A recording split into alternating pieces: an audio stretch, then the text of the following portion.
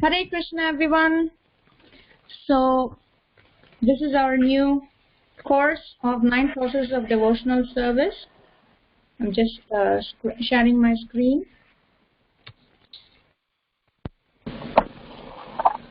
Okay, so let's start with our Mangalacharan. Please repeat after me for the sake of kids who have joined new. Om Ajnanatimirandasya Ajnanatimirandasya Jnananjanashalakaya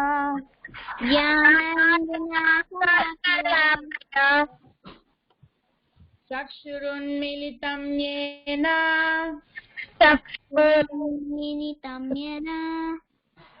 Tasmai Shri Gurave Namaha Tasmai Gurave Namaha Namo Om Vishnupadaya Namo Padaya Krishna Prasthaya Bhutale Krishna Prasthaya Bhutale Srimate Bhakti Vedanta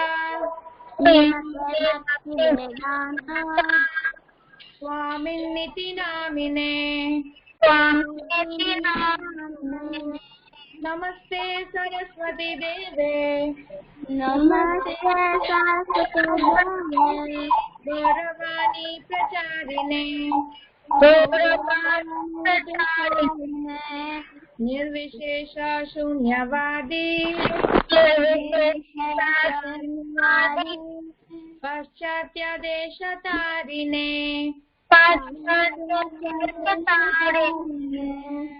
Jai Shri Krishna Chaitanya Jai Shri Krishna Chaitanya Prabhu Nityananda Prabhu Shri Advaita Gadadhara Srivasadi Gaura Bhakta Vrinda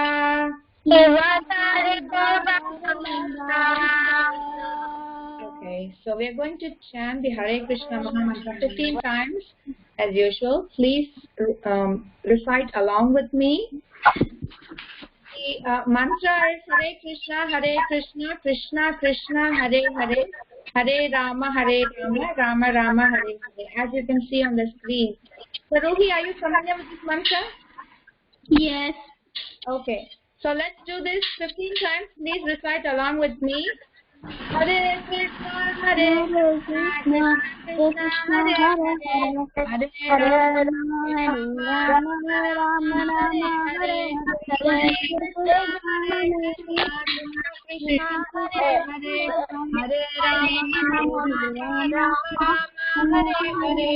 Hare Krishna, Krishna Hare Rama, Hare Rama, Hare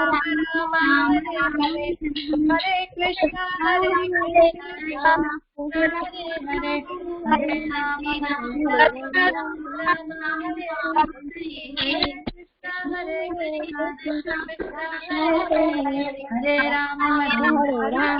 Hare Hare, Hare Rama,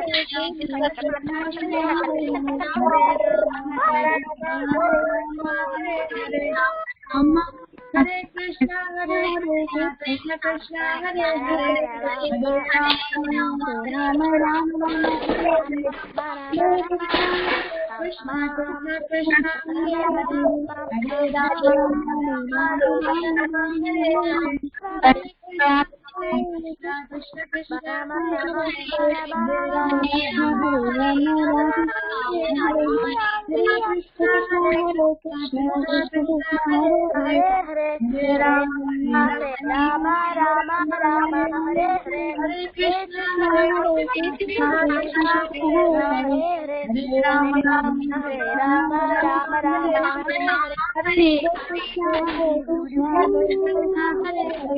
Hare Hare Rama, Hare Rama, Rama Rama, Hare Hare Krishna, Krishna Krishna, Hare Hare, Hare Hare Rama, Rama, Rama Rama, Hare Hare, Hare Krishna, Krishna Krishna, Hare Hare, Hare Rama, Rama Rama, Hare Hare.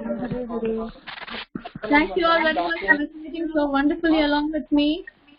So before we move into the shlokas, I would like to give a short introduction about the relationship of devotional service. Yes? Can you all please mute your phones? Please mute your phones. Okay. So the ninth process of devotional service, how did it, where do we find this? Before we understand this, let's see who Prahlad was. Who was Prahlad? He was a great devotee of Lord Krishna. Right? Everybody knows the story of Prahlad, right? Okay. So Prahlad, in his childhood itself, he has given us many instructions. If you see in the seventh canto of Srimad Bhagavatam, he has given a lot of instructions, and he has listed 9 processes which are accepted as pure devotional service. And it is said that by following any one of these 9 processes, one can perfect his life and go back to Godhead. Wow, that's a good offer. Okay. So before we see what these 9 processes are, first we have to understand why we need these 9 different practices. Why can't we just do one thing? Why 9 different practices? Does anybody know why 9 processes are given? Because the devotees were ways to serve the Lord. Yeah, they are the different ways to serve the Lord. And because every one of us is made different, no? Just as you in school, when you go to school, you all have different interests. One person may be interested in math, one person may be interested in science, one person may be good at sports, one person may be good at speaking, one person may be good at singing. So there are different things that each person is interested and inspired from. Like that, because every one of us is made different, each one of us is inspired by different ways of serving Krishna. One person may like to sing, one person may like to just simply hear, one person may like to perform arti, one person may like to... There may be different processes that they like to do. Although we are supposed to do certain basic things in devotional service, certain aspects of Krishna consciousness or devotional service will attract us. Right? Some person may be interested in singing, some person may be interested in eating prasadam, some person may be interested in serving prasadam. That's why Krishna has given us a lot of choices. That 9 different choices he has given, different processes that we can follow to attain him. That's why these 9 different processes are listed, and for each process there is one devotee who was able to practice that process perfectly and go back to Krishna. And we are going to see all these 9 different processes in this course and the examples that is given for these 9 different processes. In the end, there is going to be one person as an example who followed all the 9 different processes. And that's going to be Maharaj Ambrish. So, before we move on, that's why I gave this introduction, because we are going to see the shloka of what Prahlad Maharaj instructed us. Okay? So this is from Srimad Bhagavatam, 7th canto, 5th chapter, 23rd verse. Please repeat after me. Shri Prahlada Uvacha. Shri Prahlada Uvacha. Shravanam Kirtanam Vishnu. Smaranam Pada Sevanam. Archanam Vandanam Dasyam. Sakyam Atma Nivedanam.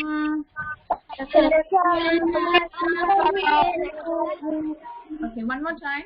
Shri Prahlada Vacha. Shri Ravanam Kirtanam Vishnu.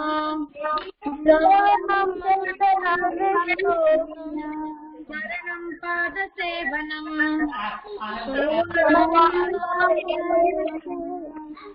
Archanam Vanyanam Dasyam.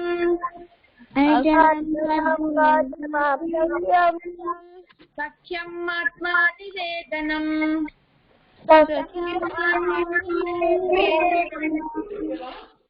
Okay, so let's see the translation. It's a very big translation, so I'm going to read it. Please hear attentively. Prahlada Maharaja said, hearing and chanting about the transcendence of holy name, form, qualities, paraphernalia, and pastimes of Lord Vishnu, remembering them, serving the lotus feet of the Lord, offering the Lord respectful worship with 16 types of paraphernalia, offering prayers to the Lord, becoming his servant, considering the Lord one's best friend, and surrendering everything unto him. In other words, serving him with the body, mind, and words. These 9 processes are accepted as pure devotional service. Okay, so this verse comes in the Srimad Bhagavatam in the story of Hiranyakashipu and Prahlad, where after going to school for some time, Hiranyakashipu was curious. After sending Prahlada to school, he was curious to know what Prahlada had learned. So he very affectionately called Prahlada, and then he made him sit on his lap, and he wanted to hear glories about himself from Prahlada's mouth. But what did Prahlada say when Hiranyakashipu asked, "What did you learn at school, my dear son?" What did Prahlad say? He said this shloka. Shravanam Kirtanam Vishnu Smaranam Pada Sevanam Archanam Vandanam Dasyam Sakyam Atma Nivedanam. And when Hiranyakashipu heard this, he was flabbergasted and he was so surprised because nobody in his kingdom would dare to teach Prahlada this. But Prahlada had learnt this from his mother's womb from Narada Muni. Narada Muni had given a lot of instructions when Prahlada was in his mother's womb, and that's how he knows all these things. So this is one of the important shlokas we are going to learn in this course. And the next shloka is from Bhagavad Gita, chapter 9, verse 34. Please repeat after me. Manmana bhava madbhakto. Manmana bhava madbhakto. Madhyaji mam namaskuru. Madhyaji Mame vaishyasi yuktvaivam.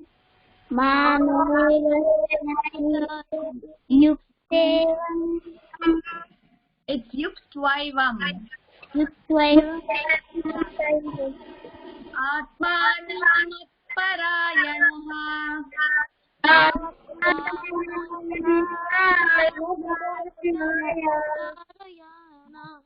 Okay, one more time.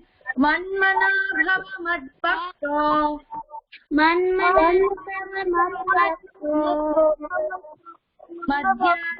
mam namaskuru.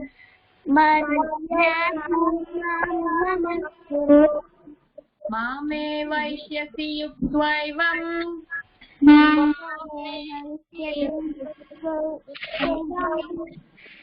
Atmanam parayanaha.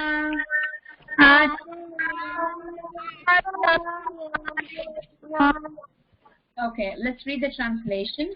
Please listen attentively. Engage your mind always in thinking of me. Become my devotee. Offer obeisances to me and worship me. Being completely absorbed in me, surely you will come to me. So this shloka also has some of the processes that were mentioned in the 9 processes of devotional service. So that's why we are reading this shloka as well in this course. We will repeat this shloka in every class, so we have lots of time to memorize it. Let's move on to the story about King Parikshit. Okay. So who was King Parikshit? Anybody knows? So, as I have written it. Abhimanyu's son. Abhimanyu's son, yes. And Abhimanyu was the son of? Arjuna's grandson. Arjuna was? A warrior. Pandava. One of the 5 Pandavas. Yes, right. And also, he was a very dear friend of Lord Krishna. So, the story about King Parikshit starts from the battlefield of Kurukshetra. Yes? Did anybody? Yes, Aurav, go ahead. Also, he is the great grandson of Vyasadeva. Yes, right. That's true. Okay. Okay. So, during the battlefield of Kurukshetra, Parikshit Maharaj was still in his mother's womb. So, Parikshit Maharaj was in his mother's womb, and at that time, his father was killed in the battlefield of Kurukshetra. His father Abhimanyu was killed, so he did not see his father at all. But when the war ended, when the war of Kurukshetra ended, Dronacharya's son, Ashwatthama, his name was Ashwatthama, he was very angry at the Pandavas because they killed his father, they killed all the Kauravas. So he was very angry at the Pandavas. So he wanted to do something to avenge his father's death. So what did he do? He aimed a Brahmastra at the child within Uttara's womb. Uttara was the wife of Abhimanyu and the mother of Parikshit. So Parikshit was inside Uttara's womb, and at that time Abhimanyu aimed a Brahmastra at Uttara's womb. That is to Parikshit Maharaj. But what happened? This Brahmastra, it is something like a nuclear weapon. Nuclear weapon is, it can go and target at a specific location.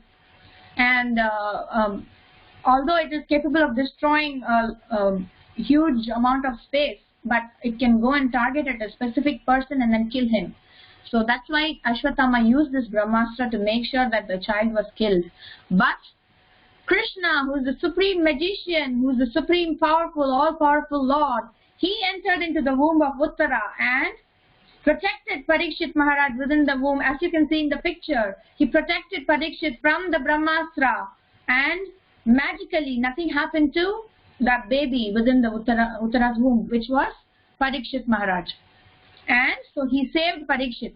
So Parikshit, he saw this when he was a baby inside his mother's tummy. He saw this Krishna, he's coming inside and he's doing something and he's protecting baby. So he was really surprised. Who is this person who came? And he was so attracted to Krishna.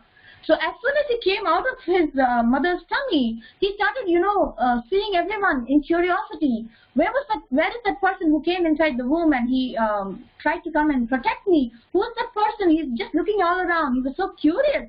And because he was asking everyone, are you that person? Are you that person? He was going and inquiring, and then he was so curious. That's why he was called as Parikshit. Parikshit is meaning that he was examining each and every person. That's why he was called as Parikshit, because Parikshit means examining. So after then what happened when Parikshit was growing up, and he only happened to see his grandfather Yudhishthira and Arjuna and other people. So after the Pandavas left from this world, Parikshit Maharaj became the ruler of the entire planet, because he was the successor. He was the proper descendant of the family. So he became the king, and he was a great king who ruled the kingdom according to the principles of religion, which was he ruled the kingdom according to dharma. And because he was so perfect and he was so nice, such a good king, all the citizens were very happy. In his kingdom, there were no social problems, there was no poverty, there was no robbery, and there was no disease. Such powerful king he was. And he even protected the citizens once from Kali. He punished Kali also. That also comes in the Bhagavatam, in the first canto, that how he punished Kali and he saved the cow of Dharma. Okay, that is one of the famous stories about Parikshit Maharaj, that how powerful and such a righteous king he was. Okay, then next we move on to the story of how he got cursed. So once upon a time, what happened? Maharaj Parikshit went into the forest to hunt. In those days, the kings, they go to hunt the animals because they want to protect the citizens and they want to protect the sages who are in the forest, who meditate. So in order to protect all the people in the forest and his citizens, the kings go to hunt inside the forest to kill all the wild animals. And after chasing animals all day long, he became very tired and thirsty. So he was looking for water. Is there a reservoir of water somewhere around? He was looking for water everywhere. And then finally he happened to come to the hermitage of Shamika Rishi. Shamika Rishi was a very nice devotee. At that time when Parikshit Maharaj entered, he was meditating with his eyes closed, and he was so still that he was not even breathing. So powerful he was meditating. And the king went towards him, he paid his respects, and then he requested a glass of water from the Rishi.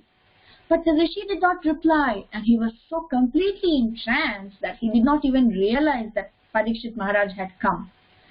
So Parikshit Maharaj, he wanted to give it a second try, so he asked one more time to Shamika Rishi that he was thirsty and he wanted a glass of water. But again, he did not get any response from the Rishi, the sage. So after the second time, he felt very insulted and he became very angry. And because he thought that the Rishi had insulted him, and he was the king, and in those days the king had to be respected so much.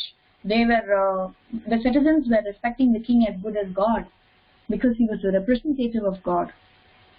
And so because Shamika Rishi did not give him respect, Parikshit Maharaj felt extremely insulted, and in anger, he took a dead snake which was lying there in the ground with his bow, and he placed it on the shoulder of Shamika Rishi. And thinking that he had given back for his insult by insulting Shamika Rishi with the dead snake, he went back home. And after returning to his palace, Parikshit Maharaj was giving a second thought. Did I do something wrong? Maybe the Rishi was really meditating and I mistook him that he was acting. Parikshit Maharaj thought that the Rishi was acting just to avoid welcoming the king. But actually then he got a doubt. Maybe he was really in trance, and maybe he really did not realize that I had come. Did I do something wrong by insulting the sage by putting this death snake around his shoulder? He was feeling so bad and he was regretting the act. But then what happened here in Shamika Rishi's place, the son of Shamika Rishi, whose name was Shringi, he was playing at that time when this incident happened. And one of his friends who happened to see what had happened to his father, he came and told Shringi what had happened. And then when Shringi heard about this, he got extremely angry and he said, "What is this? This king is so bad that, he doesn't even know how to respect sages who are meditating on the Lord. A king is supposed to be very respectful towards sages, but why is he acting like this? He is a rogue. He doesn't know how to behave properly. So I have to teach him a lesson. So I'm going to teach him a lesson." So he just took some water from the river and he cursed. In those days, the sages and even the son of the sage, Shringi, he was so powerful that if they cursed, then it would come true. So Shringi, he just put some water and then he cursed Maharaj Parikshit, saying that on the 7th day from today, Parikshit Maharaj would be bitten by a snake bird and he would die. But then, when Shamika Rishi, he heard about this, he saw that Shringi had cursed, and when he opened his eyes, he saw the dead snake around his shoulder, and then he just threw it just like that. And then he said, "What happened?" He asked, "What happened?" And then Shringi told all what had happened, and then Shamika Rishi felt very bad. He said, "Oh my dear son, what great sin you have done. For such a small mistake that the king did, you have given such a big punishment. A king is supposed to be a representative of God. And Maharaj Parikshit is such a nice devotee. He's such a great devotee of Lord Krishna. Why did you do such a sin by cursing him to die? This is not a suitable punishment for that small mistake. I don't take this as a big insult, because I am not the body anyway. I am the soul. So what happens if the snake comes on the body? I just threw it out. He did not harm me in any way. So why did you have to give him such a big curse? I feel really bad. And then he regrets so much. Shamika Rishi regretted so much, and he said, "Oh my dear Lord, please forgive my son who foolishly did such a grave mistake." And then he says that, "My dear son, you have done this, but you know, Maharaj Parikshit was such a righteous king, and he protected all the citizens so well. And if he dies, who is going to protect the kingdom? Because all the rogues and all the thieves will, you know, come out, and they will destroy the country, and all the peace and prosperity will be destroyed. You have done a very big mistake," and he regrets so much. Then what happened? So here in Parikshit Maharaj's palace, he was feeling very bad. He was regretting his act, and he was repenting so much. So he was thinking that, you know, maybe I deserve some punishment. And when he came to know that, you know, Shringi had given him a curse like this, he accepted this curse as a good news. Imagine how many of us would accept, you know, a curse to die in a few days as a good news. Even the thought of death is so, you know, dreadful for us, right? Because death is so painful, and nobody wants to face death. Nobody wants to die. Every one of us thinks that we are going to live forever, or at least for a long time. So nobody wants to die. And Parikshit Maharaj was given a curse that he was going to die in 7 days, and still he accepted this as a good news. He did not make arrangements to protect himself from the snake bird. He was a king. If he desired, he could have protected him from the snake bird. He could have made sure that he was inside the palace, and you know, all the soldiers were protecting, and he could have made sure that the snake bird could not even enter the palace. But he did not make any arrangements like that.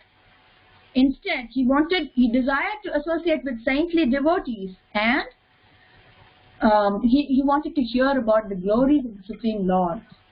So what he did, he went to the banks of river Ganges, and by the arrangement of the Supreme Lord, he met a lot of saintly devotees on the banks of river Ganges, and also Shukadeva Goswami, who was a very great devotee of Lord Krishna, he also happened to come there. So after seeing Shukadeva Goswami there, Shukadeva Goswami was the son of Vyasadeva.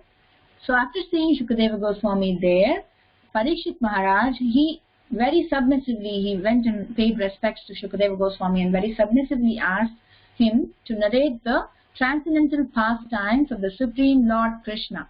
So these pastimes that Shukadeva Goswami will narrate to Parikshit Maharaj, they are compiled in a book called Srimad Bhagavatam. Okay, that is what the whole of Srimad Bhagavatam is all about. And Maharaja Parikshit, he heard all these pastimes with complete absorption.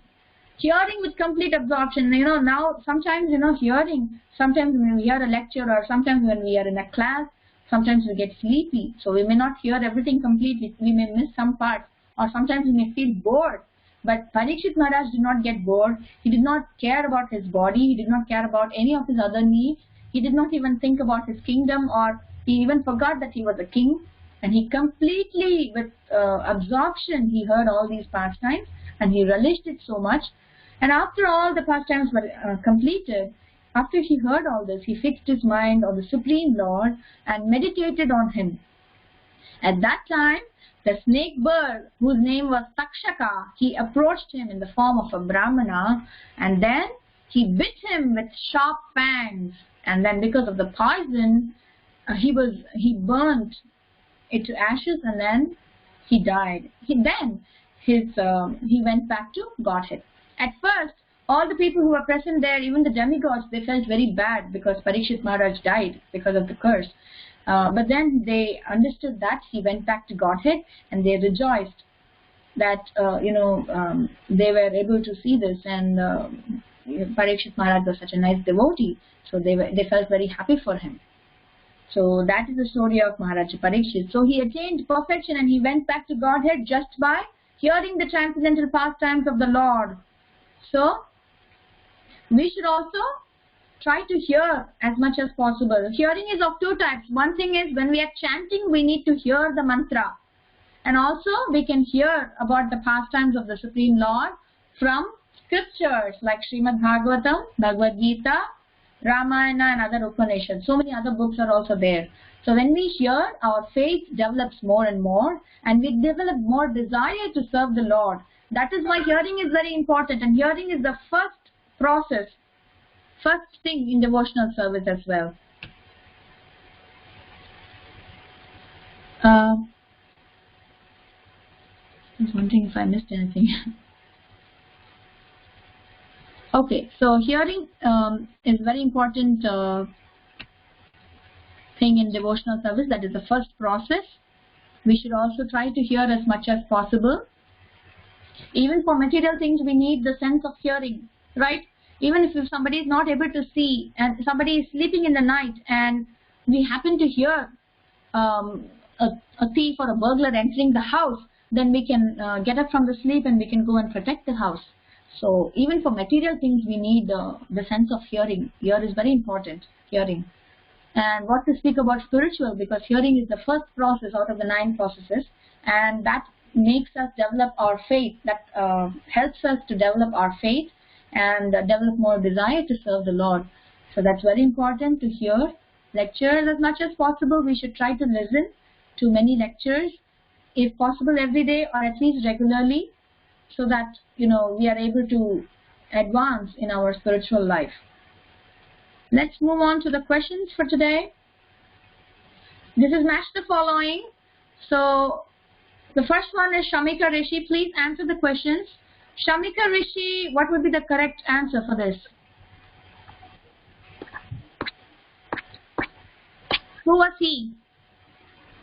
The sage who angered the king. The sage with the king. The sage. He was the sage who angered the With king. the king. Okay. Sakshaka. The poisonous Snake. Yes, the poisonous snake bird. And Shringi.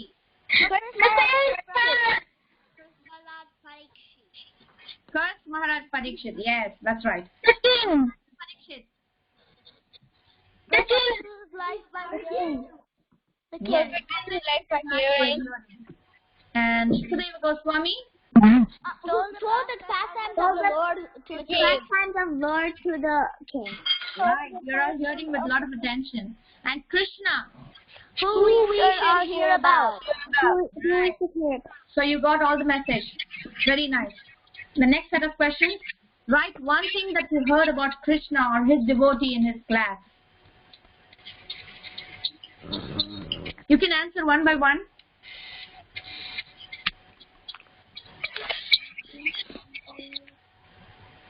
Does anybody want to say anything for this question?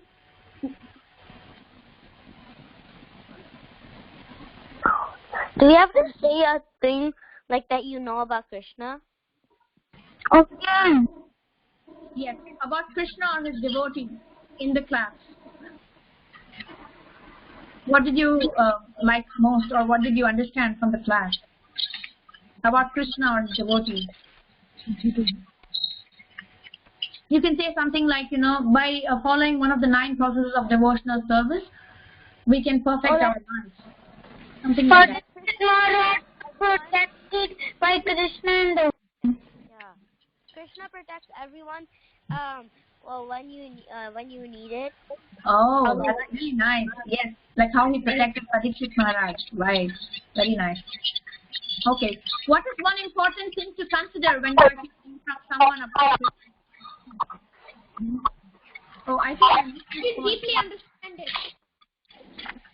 Yes, I think I missed this point to say that, we have to hear from someone who is qualified. I think one of the slides is missing. I'm so sorry.